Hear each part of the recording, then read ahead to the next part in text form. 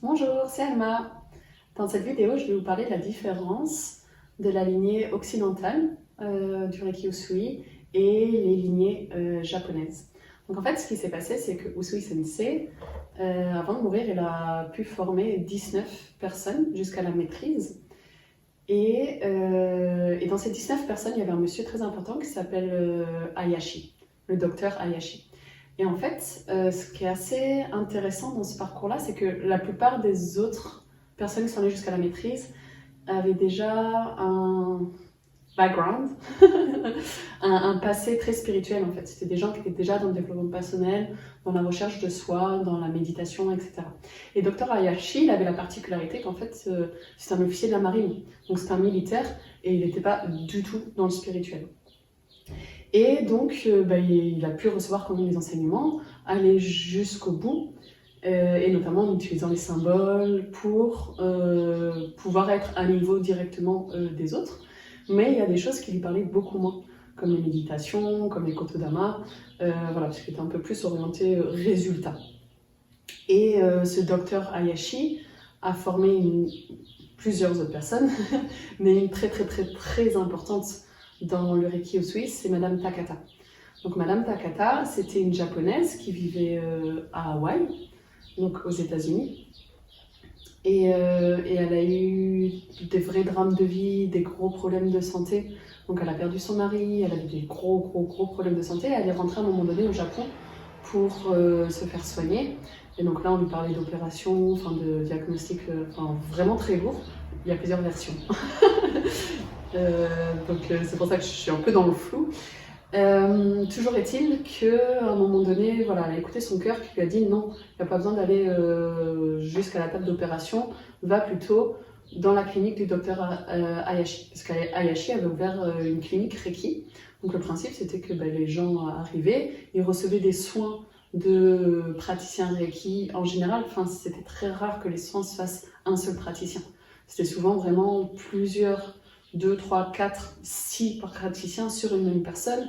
Et en général, c'était pendant des cures de 20, 30, 60 jours minimum. C'est vraiment comme ça qu'œuvre le Reiki, vraiment. Et donc, Madame Takata est rentrée dans la clinique pour une cure de Reiki. Et voilà, il y a eu des guérisons miraculeuses et elle a retrouvé la santé optimale, etc. Donc, elle est devenue une inconditionnelle du Reiki, mais elle a surtout vu en fait l'aspect de recevoir la canalisation et de guérir de symptômes physiques. Et donc elle est rentrée à Hawaï, guérie, et il y a eu la Seconde Guerre mondiale. Donc forcément la communication avec le Japon a été coupée, en fait, tout bêtement. J'allais dire malheureusement, mais Dr Hayashi a été soupçonné d'espionnage, et donc il a dû se suicider pour laver son honneur, en fait, pour prouver qu'il était innocent en quelque sorte. Donc à partir de là, Madame Takata a été totalement isolée de tous les autres praticiens Reiki. Et à un moment donné, elle a cru qu'elle était la dernière praticienne Reiki, enfin praticienne, elle était arrivée à un niveau de maîtrise également, et elle s'est crue seule au monde en fait, la seule survivante de ce savoir qui s'était transmis.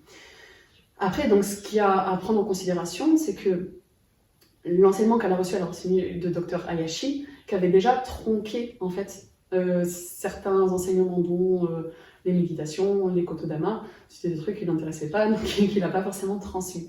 Et après, elle a dû s'adapter à un milieu anti-japonais.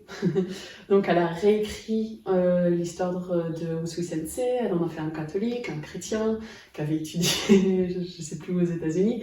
Mais voilà, ça c'était juste vraiment pour pouvoir partager ces enseignements. Et en fait, si vous regardez, j'allais dire dans le monde, peut-être pas dans le monde, mais dans le monde occidental en tout cas, il y a je vais pas dire des pourcentages, mais une immense majorité des gens qui ont été touchés par Reiki grâce à Madame Takata, qui ont dans leur lignée Madame Takata. Et notamment en Europe, c'est très récent qu'on a découvert l'existence en fait de lignées japonaises. Qu'en fait, non, tous les maîtres Reiki n'étaient pas morts. Ils ont même créé des associations. Donc ça s'appelle Reiki Usui, donc Ryuo. Voilà, ça c'est la lignée traditionnelle japonaise. Et moi, donc, j'ai eu la chance d'être formée en Australie par des lignées japonaises en fait. Et c'est là où j'ai découvert au 3e niveau, parce que le niveau 1 et le niveau 2, c'était aussi en Australie, mais c'était des lignées de Madame Takata. Donc c'était des lignées occidentales avec voilà, des enseignements qui ne sont pas arrivés jusque-là. Et donc, par ces lignées japonaises, c'est là où j'ai découvert les méditations et les kotodama essentiellement. Une autre façon d'utiliser les symboles enfin, il y a plusieurs différences. Mais voilà, je pense que c'est vraiment très important de comprendre la différence, parce que le Reiki occidental, quelque part, au fil du temps, il a beaucoup été réduit à juste la canalisation en fait. On avait parlé des 5 diamants, des 5 piliers du Reiki Usui, qui sont donc les méditations traditionnelles du système Reiki Usui, et celles-ci malheureusement on ne les retrouve plus dans les lignées de Madame Takata. Il y a les préceptes, donc ceux-là sont aussi enseignés dans les lignées de Madame Takata, mais en général on les transmet juste, on n'explique pas trop comment vraiment les mettre en œuvre, comment les appliquer dans le quotidien, donc c'est vrai que leur importance a également été pas mal réduite. Après, donc, on a la canalisation. Donc là, dans les lignées de Madame Takata, il n'y a aucun souci, ça, c'est vraiment là.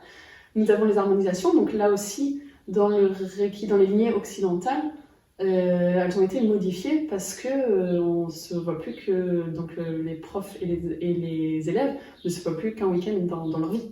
Donc là où avant, je vous avais raconté, hein. Avant c'était quotidien ou de manière hebdomadaire. Et ben comme voilà, le lifestyle, le mode de vie a changé, les harmonisations ont également été modifiées. Et donc les symboles et les kotodama, mais les kotodama ils ne sont pas passés. Et les symboles, ils ont été utilisés de manière vraiment très différente. Donc au final, dans la lignée occidentale, ben, on retrouve surtout la canalisation. Et le reste voilà, a été assez perdu. Et en fait, c'est pour ça que je suis passionnée maintenant de transmettre en fait ce que m'a été donné de recevoir des lignées japonaises.